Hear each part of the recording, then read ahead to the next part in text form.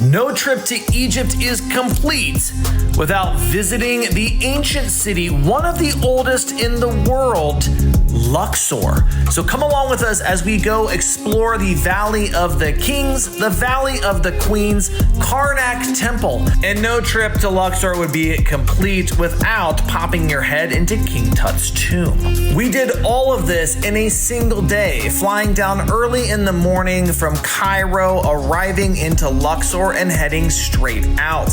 Flights are very cheap, and I would highly recommend doing this because it's one of the most memorable things that I've ever done in my life. So come along with us as we cruise the Nile and even show you what the Hilton Luxor is like, which I would highly recommend if you're coming down to view this part of the country.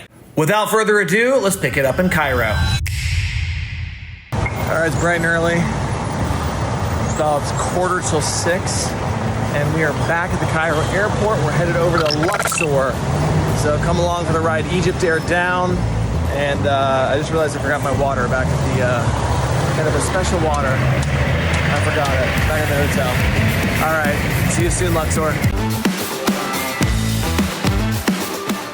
One of the things that surprised me most about the flight down to Luxor was how green and lush all of the land is next to the Nile River. That's not something I ordinarily associate with Egypt, but it is really lush. As soon as we landed, we were greeted by our guide, put into a van, and we were headed straight to Valley of the Kings. Most famously, this is where King Tut's tomb is.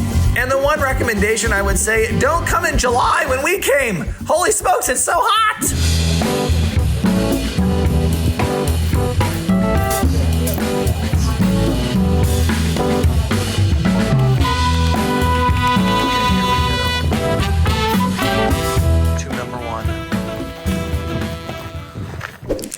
Okay, Valley of the Kings.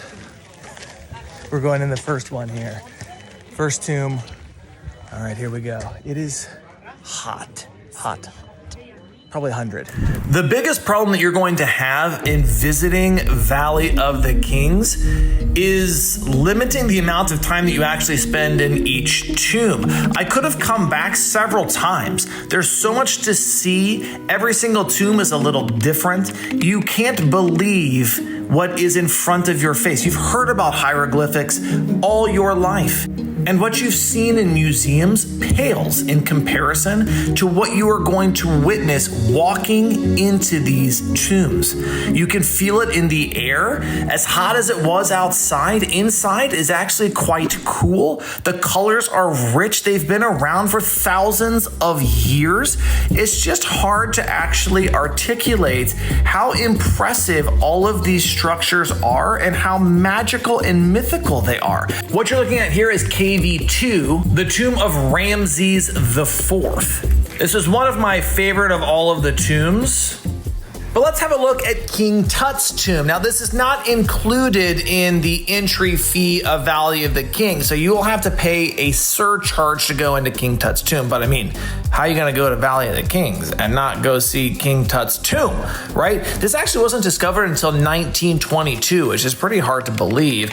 And brace yourself, they have not only a very steep staircase to get all the way down here, that is supposedly the mummified body of King Tut himself. I felt really weird, actually. I'm not gonna lie. I felt weird going in there and actually seeing that.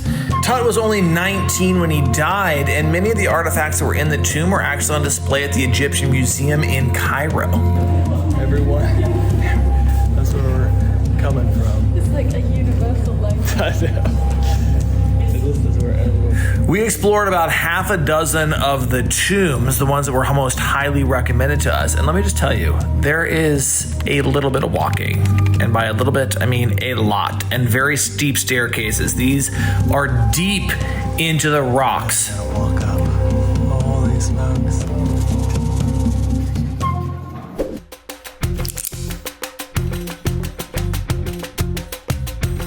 Well, respectfully though, I mean, this is unbelievable. Before I came in here, I said to Lil, I was like, I just don't know if we can get better. And this one, I think, may be the best. And look at the ceiling. Can you see it? How crazy is this? And then look down this way, the whole thing is like this. It's massive, and it's not as hot. But look at these guys.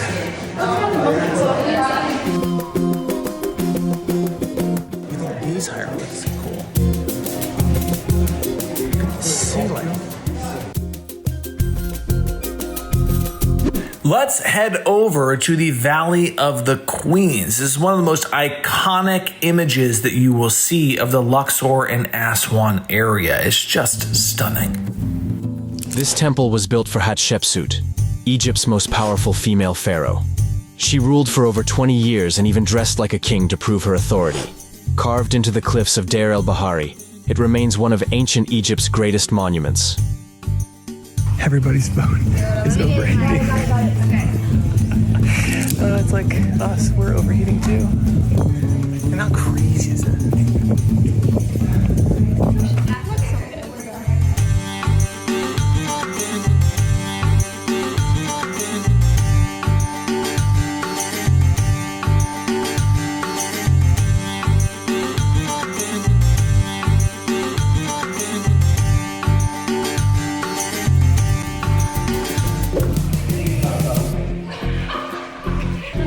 Some shade. Oh, so much better.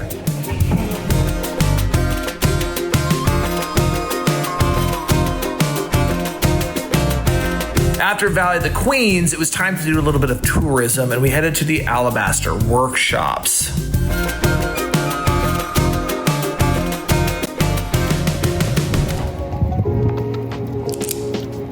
Air conditioning. Oh my gosh, hilarious.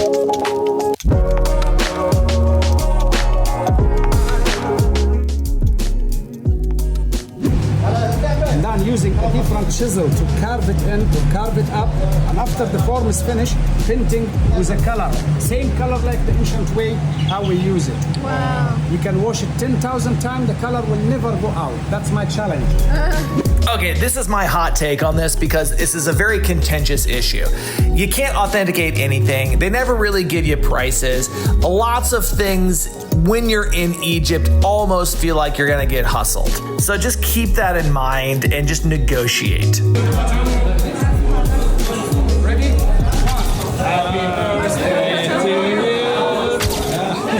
Little Egyptian coffee, shopping for alabaster. We've already got one piece. Who knows how many we're gonna get. No idea how much they are. I know, we have no idea what prices. It could be $1, it could be 1,000 million dollars. I'm not going to divulge how much we ended up spending in there, but it was more than a penny. After you go see the alabaster, we did a Nile cruise. I'd highly recommend this. It's a really cool way because we didn't do a Nile cruise in Cairo. So hopping on one of these small boats, our guide gave us all sorts of great information. It was a very cool way to see the shores of Luxor. In fact, one of the hotels that I would highly recommend checking out is one of the Sofitels. If you don't stay at the Hilton where we stayed, the Sofitel Winter Palace is one of the most famous in all of Luxor, and it looks stunning, and it's in a fantastic location. So I would highly recommend checking that out if you don't do the Hilton. Karnak Temple to basically end our day of touring. It's very close to the Hilton as well. So we are now in Karnak Temple. How crazy is this? It's 107 degrees out. Everyone's in the shade. You see these guys here. The left foot is forward, meaning there's like 3 different reasons, but one of them is potentially taking a step into the afterlife, meaning that the pharaoh would be alive. Versus here, this is Osiris, arms crossed, feet in the same position. I just think this is so interesting. That means that the pharaoh has died. So you can see it here. It's 1 foot forward. Very interesting. A bunch of rams. Very interesting. I mean, this is a must see. Look at this. Look at this. It's super hot and it's just super cool.